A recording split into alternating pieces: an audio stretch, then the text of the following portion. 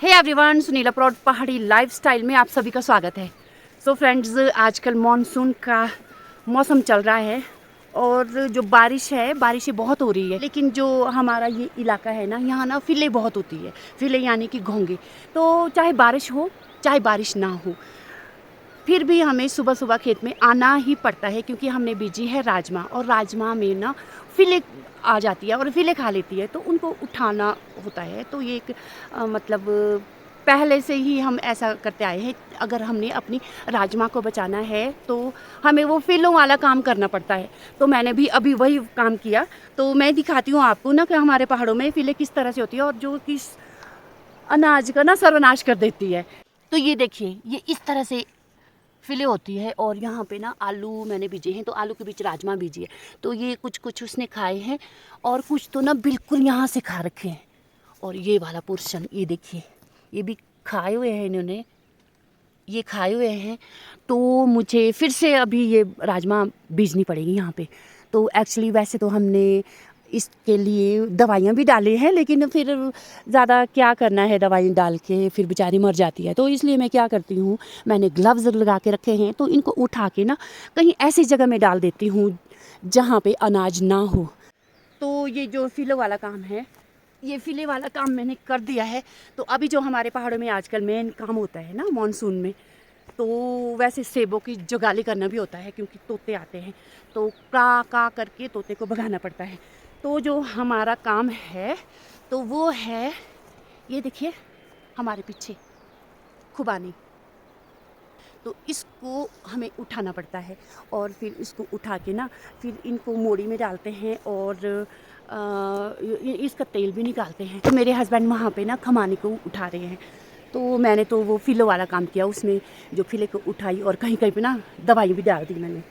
तो अब मुझे भी जाना है खुबानी को उठाने, क्योंकि जब रात को बारिश होती है तो खमानियाँ ना नीचे झड़ जाती है।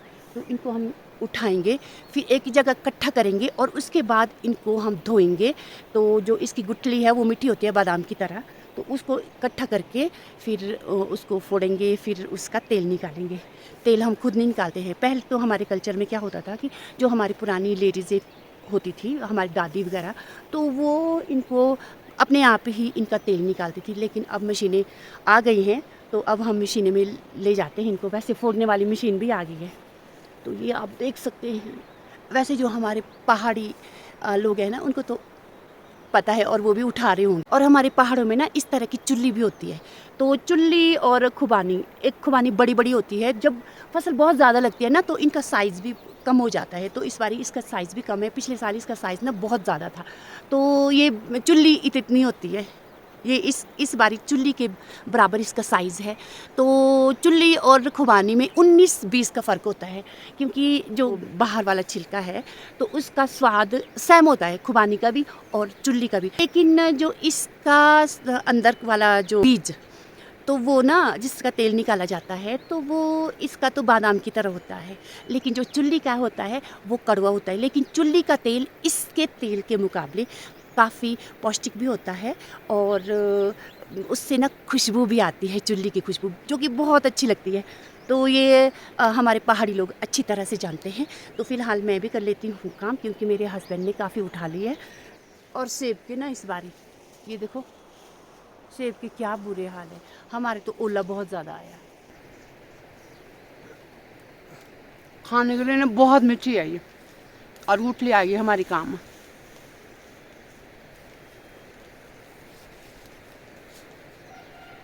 ये देखो ऐसी है ये फिर ऐसे पिचक जाती है। तो हम इनको ना पुलपू बोलते हैं कि पुलपू हो गई। चलो अब उठाते हैं। और मौसम भी अब खुल चुका है थोड़ा थोड़ा। टा टा टा। और तोते भी आने लगे अब तो, तोते की आवाज़। और मेरे हस्बैंड वहाँ ऊपर चढ़े हैं पेड़ में। गाँव ले ओला चढ़ाई ते ले ओला ये ओला होगा। ये देखो बारिश हो रही है। इधर अरे जो जो जो जो शांत हो जाएगी जो इधर। हाँ है इसमें 2-3 दिन का सब लात जो है हाँ, ये वाला टहना ना, ये वाला अब वो नीचे है ये इसमें इसमें है, इसको चढ़ाओ, इसमें बहुत ज़्यादा है। और नीचे ना बारिश हो रही है, देखो ये देखो कितने सारे झड़ चुके हैं, ये देखो। 3 दिन बस तीसरे दिन हाँ तीसरे दिन मतलब सुबह सुबह आना पड़ेगा।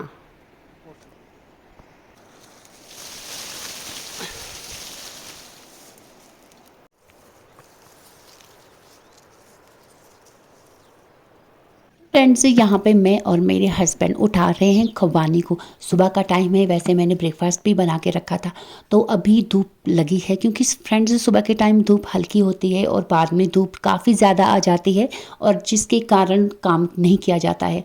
तो फ़िलहाल मैं और मेरे हस्बैंड जो हमने चढ़ाई हुई खुबानी थी वो उठा ली है, और अब इनको एक बड़े से टब में रखेंगे।